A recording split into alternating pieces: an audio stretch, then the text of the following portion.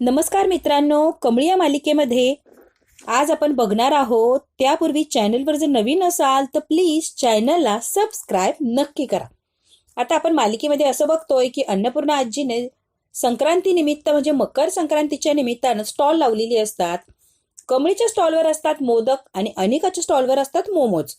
कमळीचे इतके मोदक चाललेले असतात आणि अनिकाच्या स्टॉलवर कोणीच येत नसतं. अनिका नेहमीप्रमाणे कमळीवर जळते. ह्या गावछापच्या स्टॉलवर एवढी गर्दी आणि माझ्याकडे कोणीच येत नाहीये यार. अनिकाच्या मैत्रिणी म्हणतात आपण काय करू शकतोय ग. आता लगेच जोरात ओरडायला लागतात, या या या मोमोज घ्या मोमोज. 50ला 4, 100ला 7. आता सगळे त्यांच्यावर हसायला लागलेले असतात. जोरात ओरडत असतात की सगळे आसपासची मंडळी हसायला लागलेली असतात. अनिका म्हणते चुपे आणि एक कानाखाली ठेवून देते, शांत बस. अनिका म्हणते काहीही बोलता काय कळतंय का? कपडे विकता की ज्वेलरी? रोड साईडवर बसलोय का आपण काही विकायला? अनिकाने तिच्या मैत्रिणीला गप्प केलेलं असतं आणि अनिका आता सुरू झालेली असते. I love momos, you love momos, I love momos, you love momos. तिच्या मैत्रिणींवर इतक्या वेळ सगळे हसलेले असतात. आता अनिकावर सगळे हसत असतात. अगदी मोमोजचा त्यांनी तमाशाच मांडलेला असतो, तरीही त्यांच्याकडे कुणीही यायला तयार नसतं. आणि कमळीच्या स्टॉलवर मात्र इतकी तुफान गर्दी झालेली असते. त्या मैत्रिणींना म्हणते चेहरा बघायला आणलंय, माझ्यानंतर रिपीट कोण करणार? रिपीट.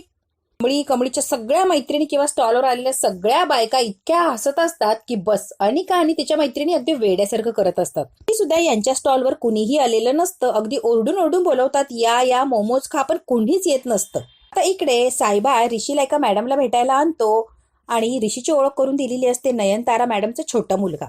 त्या मॅडम असतात, त्या म्हणतात, सर नयनतारा मॅडमने आमच्या संस्थेला खूप मदत केलेली आहे, त्यामुळेच आमची संस्था खूप प्रगतीपथावर आहे. त्यांनी सपोर्ट केलाय म्हणून तर आजपर्यंत इथपर्यंत आम्ही येऊन पोहोचलोय. नयनताराचं भरभरून असं कौतुक करत असते ती मॅडम. ऋषीला फार आनंद होतो की माझ्या आईचं कुणीतरी कौतुक करतंय. काय मॅडम आम्हाला भेटल्या नाही, आम्ही यायच्या आधी निघून गेल्या होत्या, पण आमच्याकडून तुम्ही त्यांना धन्यवाद नक्की सांगा. म्हणतो नक्की, जरा बिझी होती ती, त्यामुळे घाईत असल्यामुळे ती लगेच निघून गेली. ऋषी म्हणतो या ना तुम्ही प्लीज स्टॉल व्हिजिट करा की. ऋषीच्या हातामध्ये ते कमळीचं स्केच असतं. सायबा म्हणतोय काही कचरा उचलतोय, कळतंय का तुला? सायबा एका मुलाला बोलवतो, स्टेजवर हे नेऊन स्केच ठेवायचं, ज्याचं असेल तो घेऊन जाईल. आता ऋषीला तिथून घेऊन गेलेला असतो. इकडे आता ऋषी, नयनतारा, अन्नपूर्णा आजी सगळे स्टेजवर असतात आणि आता सगळे लोक जे आलेले असतात कार्यक्रमासाठी, अन्नपूर्णा आजी त्या लोकांचे आभार मानत असते आणि जो हळदी कुंकवाचा कार्यक्रम असतो त्याला आता सुरुवात करणार असते. अन्नपूर्णा आजीने सगळ्यांना मकर संक्रांतीच्या मनापासून अशा शुभेच्छा दिलेल्या असतात. आज या कार्यक्रमासाठी सुप्रसिद्ध उद्योजिका नयनतारा इनामदारा आलेल्या आहेत. त्यांचं आपण आधी स्वागत करूया आणि आभारही मानूया. अन्नपूर्णा आजी नयनताराचं खूप कौतुक करत असते, कारण नयनतारा असतेच तशी खूप शिकलेलीही असते आणि स्वतःच्या बळावर तिने खूप मोठा बिझनेस उभारलेला असतो. अन्नपूर्णा आजी भरभरून असं कौतुक करत असते नयनताराचं. नयनतारा आता अन्नपूर्णा आजीला म्हणते, बेस्ट वुमन, बिझनेस वुमन म्हणून हा अवॉर्ड तुम्हाला मिळायलाच हवाय. अन्नपूर्णा आजीला आता नयनतारा म्हणते, कारण तुम्ही इतकं काय काय केलंय आणि अजूनही करताय. खरंच मॅम कौतुक करण्यासारखं आहे तुमचं. तुम्ही या वयात सुद्धा इतक्या जोमाने किंवा इतक्या अशा उत्साहाने काम करताना की तुमच्याकडे बघून आम्हालाच उत्साह येतो. नयनतारा सुद्धा अन्नपूर्णा आजीचं भरभरून असं कौतुक करत असते. ती म्हणतो खरंच या अन्नपूर्णा महाजन हे फक्त नाव नाही, एक लेगेसी आहे. तरुणांसाठी सुद्धा अनेक करिअर ऑपॉर्च्युनिटी त्यांनी सुरू केल्यात, आम्हाला दिल्यात, आमच्यासाठी खूप काही केलं. तर अन्नपूर्णा मॅमचे आभारच मानले पाहिजेत, त्यांच्यामुळेच आपण काहीतरी करू शकलो. अन्नपूर्णा आजी बोलत असते, तिथे खालीच ते स्केच ठेवलेलं असतं कमळीचं. बोलता अन्नपूर्णा आजीचं त्या टेबलवर ते स्केचवर लक्ष जातं. स्केच हातामध्ये उचलून घेतात. नेमकी काय आहे हे अन्नपूर्णा आजी उघडून बघायला लागलेली असते. तेवढ्यात काय एक खालच्या ताई असतात, त्या म्हणतात, अन्नपूर्णा ताई इथे हळदी कुंकवासाठी येता का जरा? अन्नपूर्णा आजी म्हणते हो आले की लगेच. नयनतारा अन्नपूर्णा गेलेले असतात घाईघाईने हळदी कुंकवाला. इकडे आता कार्यक्रमाची शोभा वाढवायला स्पेशल गेस्टला बोलवलेलं असतं. आता ऋषी अनाउन्समेंट करत असतो आणि ते स्पेशल गेस्ट सुद्धा आलेले असतात. जयंत कानेटकर असतो, त्याला बोलवलेलं असतो. खूप सुप्रसिद्ध उद्योजक असतो तो. ऋषी आता त्याचंही कौतुक करत असतो. ऋषीला माहितीच नसतं जयंत ऍक्च्युअल मध्ये काय. जयंतची बायकोच म्हणजे जानू आलेली असते आणि तोंडावर पदर वगैरे घेऊन अगदी लपतछपत तिथे आलेली असते. ती आता जयंतला समोर बघते आणि इतकी घाबरलेली असते की अजून लपून जाते की जयंतने मला बघायला नको.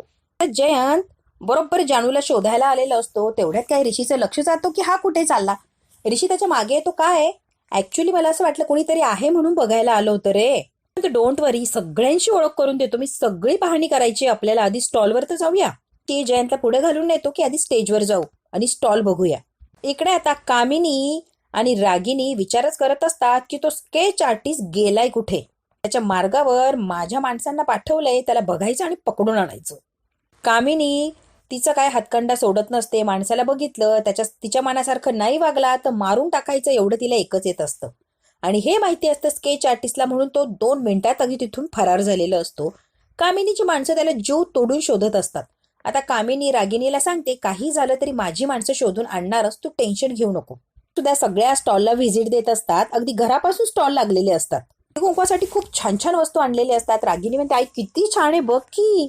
कामिनी त्या स्टॉलवर ठेवलेल्या हळदी कुंकवाच्या वस्तू घेते आणि एका पोटलीत भरत असते. 2 बायका बघतात आणि जोऱ्यात ओरडतात, हो हात लावायचा नाही आणि खाली ठेवायच्या. कामिनी म्हणते, का हात का लावायचा नाही आणि एवढं काय ओरडून बोलताय? नॉर्मल बोललात तरी ऐकायला येणार आहे. लगेच घेऊन चाललेली नाहीये, फक्त बघतीये. ठेवलंय म्हणलं बघायलाच ठेवलंय ना. ऐका म्हणता, सांगितलंय ना नका हात लावू म्हणजे नका हात लावू, कशाला उगीच वाद करताय. रागिनी म्हणते, आम्ही कोण आहोत त्याची कल्पना आहे का तुला? तोंड वर करून हात लावू नका असं सांगतेयस? एक बाई म्हणते, हळदी कुंकू झालं की सगळ्यांना वाण मिळणार आहे का, आत्ताच घेऊन पळताय तुम्ही? मूर्ख, आम्ही इथे फ्री गिफ्ट घ्यायला आलो असं वाटलंच कसं ग तुला? काही अक्कल आहे का? आता रागिनी त्या बाईवर खूप चिडलेली असते. काय आता खूप चिडलेले असतात रागिनीवर कामिनीवर. कधीपासून सांगतोय तुम्ही ऐकत का नाही आता आमचं? ते सामान सवासनीचं आहे, तुम्ही सवासनी पण दिसत नाही आणि सवासनीच्या सामानाला हात कशाला लावला? कामिनी म्हणते, तुम्ही शिकवणार का मी काय करायचं ते? एवढी मज्जल तुमची? आणि तुमच्यासारख्या फटक्या लोकांकडनं सल्ले घ्यायची गरज नाही मला. ऐकून घेत नसत्या, कळलं का? तिसरीच बाई म्हणते, तुमच्या डोक्यावर परिणाम झालाय का? काहीही बडबड करताय. गळ्यात मंगळसूत्र नाही, सुवासीन वाटत नाहीये, मग त्या वाणाच्या सामानाला हात कशाला लावताय? खरंच परिणामच झालेला दिसतोय. आता कामिनीला तर बायका नको नको ते बोललेले असतात. कामिनी म्हणते, सगळ्या जणी मिळून माझा अपमान करताय, मी तुम्हाला काय सोडत नसते. बायका आमचा हळदी कुंकाचा कार्यक्रम खराब करायला आली की काय? आता यांचा तमाशा बघायला कमळीही आलेली असते. तर इतक्या वेळा बाजूला व्हा बाजूला असं म्हणतात. कामिनी काय तिथून हलायला तयार नसते. कमळीला सरू बरोबर जो प्रसंग घडलेला असतो मंदिरात तो आठवलेला असतो. कमळीला ते सरूचा प्रसंग आठवलेला असतो आणि कमळी त्या बायकांना म्हणते, बासा आता एकही शब्द बोलायचा नाही कोणीच. मी लय बोलला आणि त्यांनी लय ऐकून घेतला, आता एकही शब्द बोलायचं नाही. मकर संक्रांत आजच्या दिवशी तिळगुळ घ्या, गोडगोड बोला असं बोलतो आणि तुम्ही काय बोलताय सगळं कडूच. स्त्रीला ती सवाशीन नसल्याबद्दल दोष देताय. तिच्या हातात आहे का असणं किंवा नसणं? ते म्हणते, काही वाटतं का जरा तरी तुम्हासनी? स्त्रीबाई म्हणते, यांना कोणी सांगितलं होतं सवासनीच्या सामानाला हात लावायला? लावला हात, काय फरक पडला? खराब झालं का तुमचं? सणसूद, हळदी कुंकू, वाण देणं घेणं या रूढी परंपरा कशासाठी करतो आपण?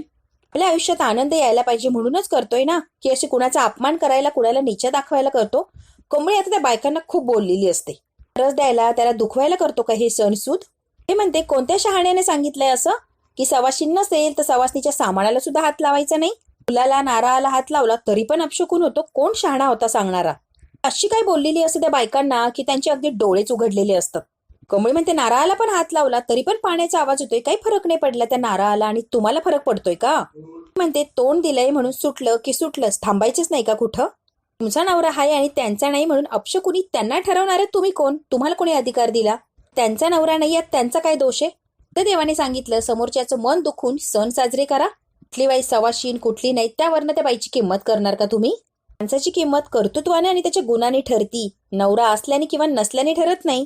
अन्नपूर्णा आजी म्हणते, कमळी अगदी बरोबर बोलली आहे तू, मला पटलंय तुझे बोलली येते. अन्नपूर्णा आजी आता कमळीजवळ आलेली असते आणि कौतुकाने पाठीवर हात ठेवते. या मुलीला जे कळतं तुमच्यासारख्या मोठ्या शिकल्या सवरलेल्या बायकांना कळत नाही का? काय हे बुरसटलेले विचार आणि कुणाचा अपमान करायचा, कमीपणा दाखवायचा तुम्हाला कोणी अधिकार दिलाय? एखाद्या बाईचा नवरा जिवंत नसेल तर तिची काय चूक आहे त्यामध्ये? इथले विचार म्हणजे समाजाला लागलेली कीड आहे, कीड, आणि ती लवकर काढली पाहिजे. बायकांनी नष्ट केली तरच ती नष्ट होणार आहे. सगळ्या बायका म्हणतात, सॉरी मॅडम आमचं खरंच चुकलं, आम्हाला कळालंय आमची चूक झालीय. मी म्हणते, सॉरी यांना नका म्हणू, ज्यांचा अपमान केलाय ना त्यांना सॉरी म्हणा, त्यांना तुम्ही दुखवलंय.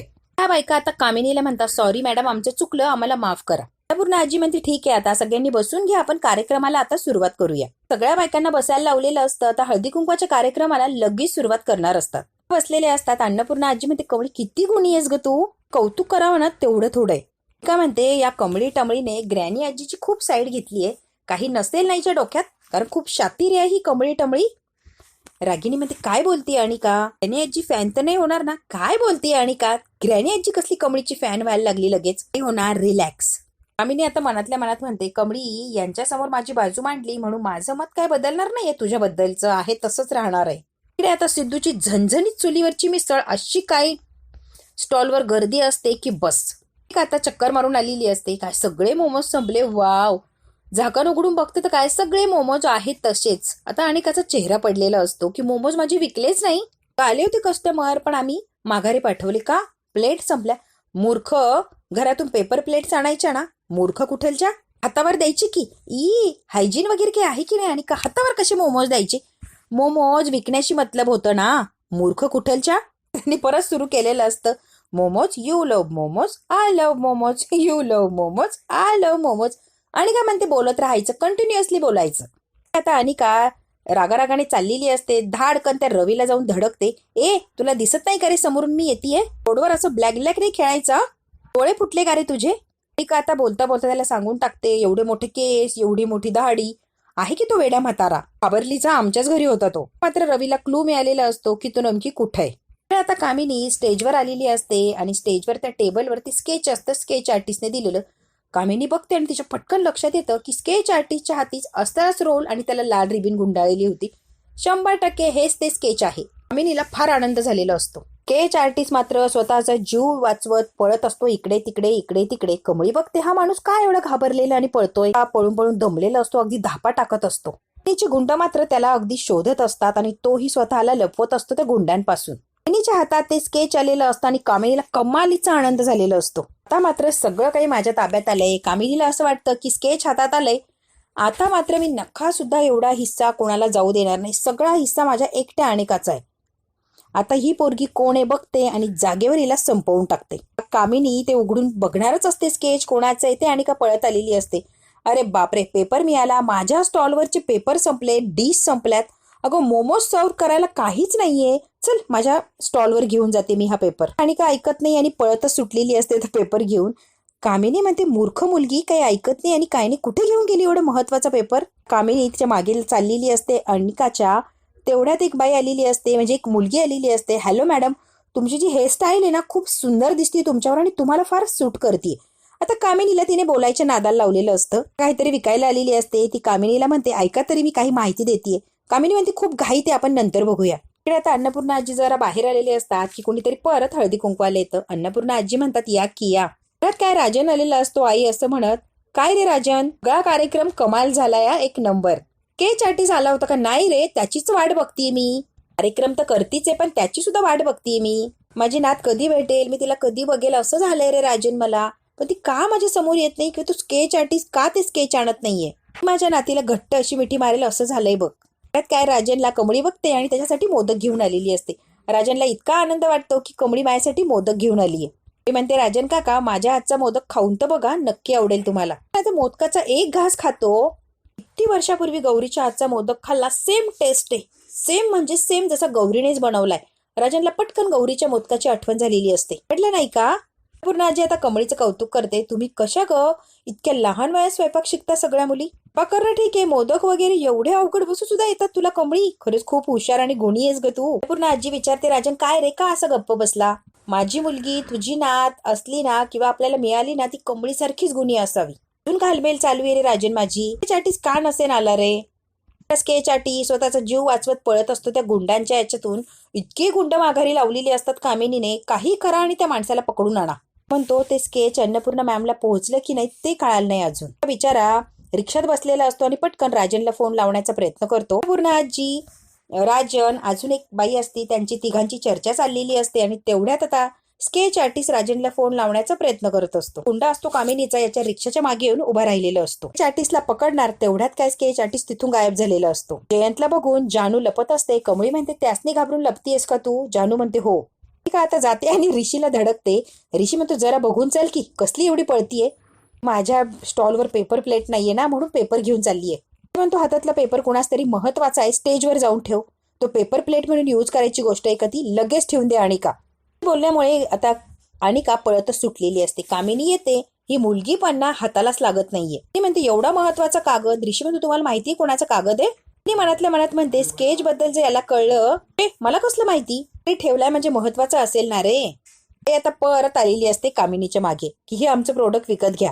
सगळे रंग लावायला लावतीये मला. म्हणतो लावा ओ, खूप मजा येईल, लावा लावा. सर सुद्धा म्हणालेला लाव, आता मी लावणार. पोरीला असली काय बोलते की बस इथून निघून जा, माझं डोकं खाऊ नकोस. अनिका अनिका म्हणून कामिनी परत अनिकाच्या मागे पळते. कमळीला आता तो दाद्या आठवलेला असतो, गणपती डेकोरेशनला मदत केलेली. दाद्या आठवलं का, गणपती डेकोरेशनला हॉस्टेलमध्ये मदत केली ती मी कमळी. कमळीची आणि त्याची ओळख पटलेली असते. तू कोणाला शोधतोय, त्या समोर आहे. आता जानूचा पत्ता सांगितलेला असतो कमळीने. घाबरलेली रितू लगेच जानूकडे गेलेला असतो आणि कमळी तिच्या कामाला निघून जाते. कमळीच्या स्टॉलवर निंगी उभी असते आणि त्या निंगीचं आणि अनिकाचं भांडण सुरू झालेलं असतं. अनिका जोर जोरात ओरडत असते. मोमोज विकण्यासाठी पिझ्झा बर्गर काहीही नावं घेत असते. निंगी म्हणते, अनिके नीट बोल की, मोमोज विकती, मोमोजचंच नाव घे की. निंगी म्हणते, आता हे जे होतं त्या माणसाने मला अन्नपूर्णा आजीकडे द्यायला लावलं होतं, आता ह्या माकडणीकडे मागितलं तर ही काय देत नसते. कुठलं मोमो मन नाही तर मोदक मन, माझं काय जातंय ना लाईनवर. स्वतःचा पचका झाल्यावर निंगी मुद्दाम त्या अनिकाला त्रास देत असते, कारण तो पेपर असतो तिला घेऊन पळायचं असतं आणि अन्नपूर्णा आजीला नेऊन द्यायचं असतो. निंगी तो पेपर घेते आणि तिथून आता पटकन निघण्याचं करते. आता निघून गेलेली असते. सुरू होतं yummy pizza, me momos, I like momos, you like momos. इतकी चिडचिड करत असते, तिचे मोमोज विकतच नसतात. निंगी बरोबर अन्नपूर्णा आजीकडे ते स्केच आणून देते. सकाळी एका माणसाने मला दिलं आणि अन्नपूर्णा आजीकडे दे असं तो स्केच वाला माणूस मला सांगून गेलाय. पूर्ण आजी म्हणते, काय?